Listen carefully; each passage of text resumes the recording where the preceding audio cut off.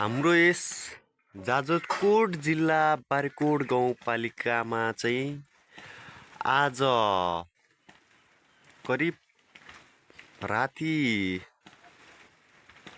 12 बजेदेखि चाहिँ पानी पर्न सुरु भएको थियो र देख्न सक्नुहुन्छ यो रोकाया गाउँ ध्यार गाउँको माथिको लेकमा चाहिँ हिउँ परेको छ। देख्न सक्नुहुन्छ यो चाहिँ मेरो फुपूको घर हो भने यसरी पानी भिजाएको छ है। यो चाहिँ मेरो टहरा हो अनि र त्यो चाहिँ हाम्रो पुर्खौँदेखि मान्दै आएको पित्त बाँचिलोको थान हो भने उताको चाहिँ हाम्रो दाइ मेरो दाइको घर हो। देख्न सक्नुहुन्छ यस्तो छ मौसम पनि र यसै छेनमा चाहिँ हामीले के गर्ने त भन्दाखेरिमा चाहिँ बाली लगाएको जौँ पनि सुकेको थियो, पानी पनि पर्यो। जो खुसियालीमा यही खुसियालीमा चाहिँ सबैजनाको जौँ बाली नाली सब सुकेको थियो भने पानी नपरेर त्यो चाहिँ पुनः फेरि पानी पाएर चाहिँ अलिक केही राहत हुन्छ कि भनेर चाहिँ आशा थियो। तर जोस् भनेको जस्तो र सोचेको जस्तो भयो। यो घर चाहिँ मेरो अङ्कल पर्नुहुन्छ। हाम्रो कौवा मस्ट देवताको चाहिँ पुजारी हुनुहुन्छ, उहाँको घर हो भने ऊ चाहिँ मेरो बचपनदेखिको साथी मित्रको घर हो भने देख्न सक्नुहुन्छ यसरी चराचुरुङ्गीहरू पनि भिजेका छन्, देख्न सक्नुहुन्छ है। अनि भने यसरी अझै पनि अहिले करिब 9 साढे 9 भइसकेको छ भने अझै पनि पानी पर्न छोडेको चाहिँ छैन। यही खुसियालीमा चाहिँ मेरो बुढीले चाहिँ के बनाउँदैछ त म टहराभित्र गएँ र देखाउन चाहन्छु हजुरहरूलाई चाहिँ। हेलो अनि भने देख्न सक्नुहुन्छ ओखो मेरो खुसियालीमा चाहिँ मेरो बुढीले के रे सेलरोटी बनाउँदै रहेछ। यो के को पिठा बनाउलास् त नि?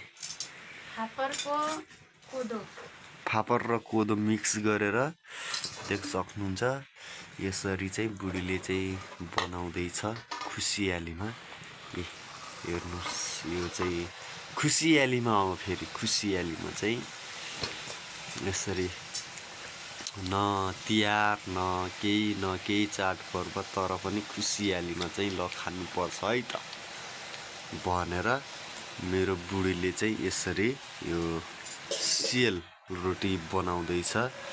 अनि यो झिल्केले खाँदैछ फेरि यो सेलरोटी फेरि खाइरहेछ। यता हेर त केटो होइन, खाइरहेछ। देख्न सक्नुहुन्छ यस्तो बन्छ फापरको र कोदाको सेलरोटी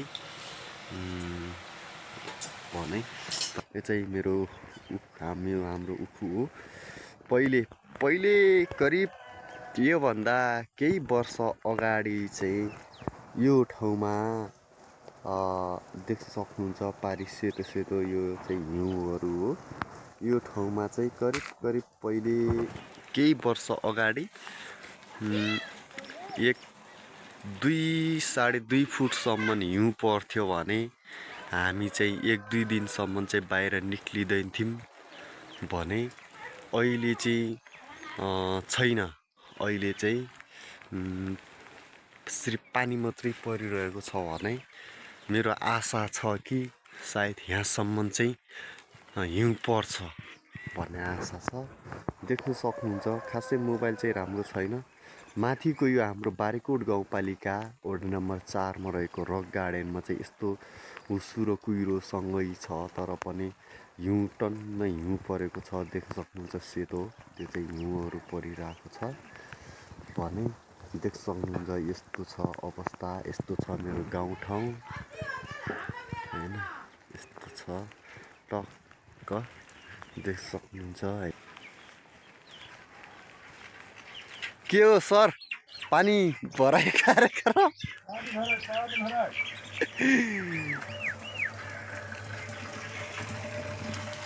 दाइले चाहिँ गाख्रोमा पानी भरिरहेछ धारोदेखि चाहिँ।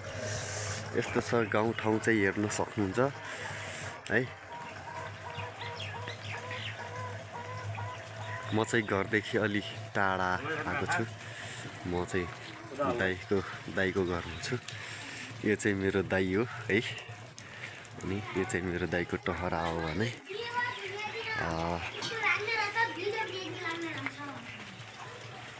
ल हाम्रो दाइको घरमा चाहिँ के पाक्यो त?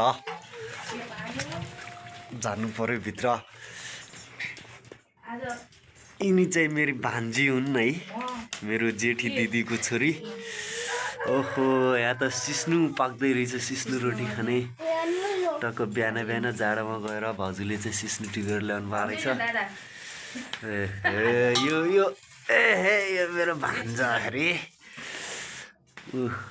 कान्छो भाइ आएर रहेछ झलक, बच्चाहरू छन्। ल बाई बाई है सबैलाई। म चाहिँ गाउँ देखाउन गइरहेको छु। यताको चाहिँ गैर गाउँ हो गाई चाहिँ, हामी चाहिँ गैर गाउँ भन्छौँ। यो पनि हाम्रै गाउँ नजिकै धेरै टाढा छैन। यस्तो छ ठाउँ चाहिँ देख्न सक्नुहुन्छ। अनि जुबाली देख्न सक्नुहुन्छ, हेर्नुहोस् न यस्तो ठाडो भइसक्यो। यो त पुरा यस्तो डढ्या थियो होइन, यसरी देख्न सक्नुहुन्छ नि। यी पहेँलो भएको छ नि त, यसरी डढेको थियो भने घामको कारणले गर्दा। जे होस् पानी पायो, गाउँले पानी पायो है। यस्तो छ गाउँठाउँहरू हेर्नुहोस्। यो बारीकोट गाउँपालिका भूगोलभित्र पर्ने गाउँठाउँहरूको जति देखिन्छ त्यति चाहिँ यो पुरै बारीकोट गाउँपालिकाको भूगोलभित्र पर्छ भने यस्तो छ रहेको छ गाउँठाउँ। अनि जे होस् अहिले अलि पानी चाहिँ कम भएको कारणले गर्दा म चाहिँ घरदेखि बाहिर निक्लिएर चाहिँ भिडियो बनाइरहेको छु।